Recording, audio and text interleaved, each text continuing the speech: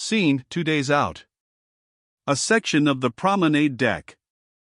Mildred Douglas and her aunt are discovered reclining in deck chairs. The former is a girl of 20, slender, delicate, with a pale, pretty face marred by a self-conscious expression of disdainful superiority. She looks fretful, nervous and discontented, bored by her own anemia.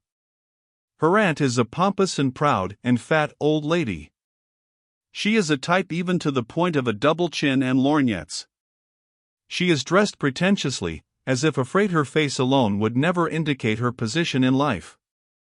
Mildred is dressed all in white. The impression to be conveyed by this scene is one of the beautiful, vivid life of the sea, all about sunshine on the deck and a great flood, the fresh sea wind blowing across it. In the midst of this, these two incongruous, artificial figures, inert and disharmonious, the elder like a grey lump of dough touched up with rouge, the younger looking as if the vitality of her stock had been sapped before she was conceived, so that she is the expression not of its life energy but merely of the artificialities that energy had won for itself in the spending. Mildred, looking up with affected dreaminess. How the black smoke swirls back against the sky! Is it not beautiful? Aunt, without looking up. I dislike smoke of any kind. Mildred, my great-grandmother smoked a pipe, a clay pipe. Aunt, ruffling. Vulgar. Mildred, she was too distant a relative to be vulgar. Time mellows pipes. Aunt, pretending boredom but irritated. Did the sociology you took up at college teach you that to play the ghoul on every possible occasion, excavating old bones? Why not let your great-grandmother rest in her grave? Mildred, dreamily. With her pipe beside her, puffing in paradise. Aunt, with spite. Yes, you are a natural-born ghoul. You are even getting to look like one, my dear. Mildred, in a passionless tone. I detest you, Aunt. Looking at her critically. Do you know what you remind me of? Of a cold pork pudding against a background of linoleum tablecloth in the kitchen of a, but the possibilities are wearisome. She closes her eyes. Aunt, with a bitter laugh. Merci for your candor. But since I am and must be your chaperone in appearance, at least let us patch up some sort of armed truce. For my part, you are quite free to indulge any pose of eccentricity that beguiles you, as long as you observe the amenities. Mildred, drawling. The inanities? Aunt, going on as if she hadn't heard. After exhausting the morbid thrills of social service work on New York's East Side, how they must have hated you, by the way, the poor that you made so much poorer in their own eyes, you are now bent on making your slumming international. Well, I hope Whitechapel will provide the needed nerve tonic. Do not ask me to chaperone you there, however. I told your father I would not. I loathe deformity. We will hire an army of detectives and you may investigate everything they allow you to see. Mildred, protesting with a trace of genuine earnestness. Please do not mock at my attempts to discover how the other half lives. Give me credit for some sort of groping sincerity in that at least. I would like to help them. I would like to be some use in the world. Is it my fault I don't know how? I would like to be sincere, to touch life somewhere. With weary bitterness. But I'm afraid I have neither the vitality nor integrity. All that was burnt out in our stock before I was born. Grandfather's blast furnaces, flaming to the sky, melting steel, making millions, then father keeping those home fires burning, making more millions, and little me at the tail end of it all. I'm a waste product in the Bessemer process, like the millions. Or rather, I inherit the acquired trait of the byproduct, wealth, but none of the energy, none of the strength of the steel that made it. I am sired by gold and darned by it, as they say at the racetrack, damned in more ways than one, she laughs mirthlessly. Aunt, unimpressed, superciliously. You seem to be going in for sincerity today. It isn't becoming to you, really, except as an obvious pose. Be as artificial as you are, I advise. There's a sort of sincerity in that, you know. And, after all, you must confess you like that better. Mildred, again affected and bored. Yes, I suppose I do. Pardon me for my outburst. When a leopard complains of its spots, it must sound rather grotesque. In a mocking tone. Purr, little leopard. Purr, scratch, tear, kill, gorge yourself and be happy, only stay in the jungle where your spots are camouflage. In a cage they make you conspicuous. Aunt, I don't know what you are talking about. Mildred, it would be rude to talk about anything to you. Let's just talk. She looks at her wrist watch. Well, thank goodness, it's about time for them to come for me. That ought to give me a new thrill, Aunt. Aunt, affectedly troubled. You don't mean to say you're really going? The dirt, the heat must be frightful. Mildred, grandfather started as a puddler.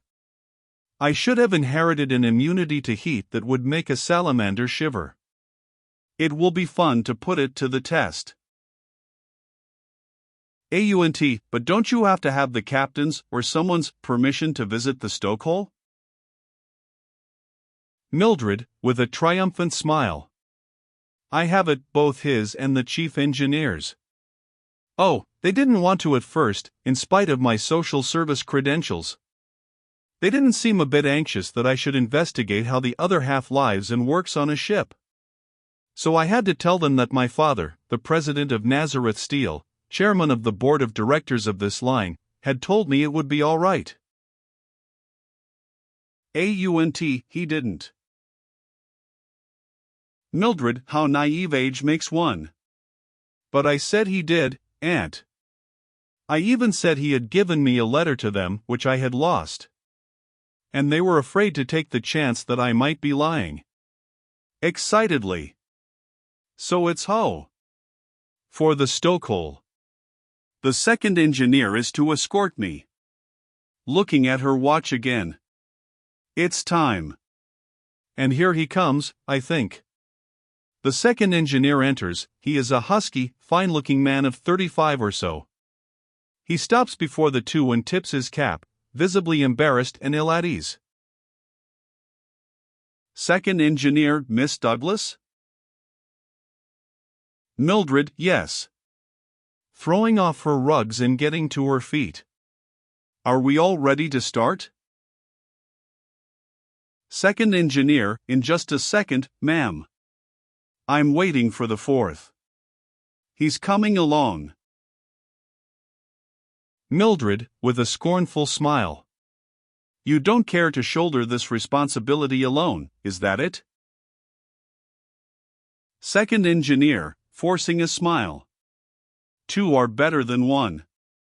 Disturbed by her eyes, glances out to sea, blurts out. A fine day we're having. Mildred, is it? Second engineer, a nice warm breeze. Mildred, it feels cold to me. Second engineer, but it's hot enough in the sun. Mildred, not hot enough for me. I don't like nature. I was never athletic. Second engineer, forcing a smile. Well, you'll find it hot enough where you're going. Mildred, do you mean hell? Second engineer, flabbergasted, decides to laugh. Ho ho! No, I mean the stokehole. Mildred, my grandfather was a puddler. He played with boiling steel. Second engineer, all at sea, uneasily. Is that so? You'll excuse me, ma'am, but are you intending to wear that dress? Mildred, why not? Second engineer, you'll likely rub against oil and dirt. It can't be helped. Mildred, it doesn't matter. I have lots of white dresses. Second engineer, I have an old coat you might throw over. Mildred, I have 50 dresses like this. I will throw this one into the sea when I come back. That ought to wash it clean, don't you think? Second engineer, doggedly. There's ladders to climb down that are none too clean, and dark alleyways. Mildred, I will wear this very dress and none other. Second engineer, no offense meant.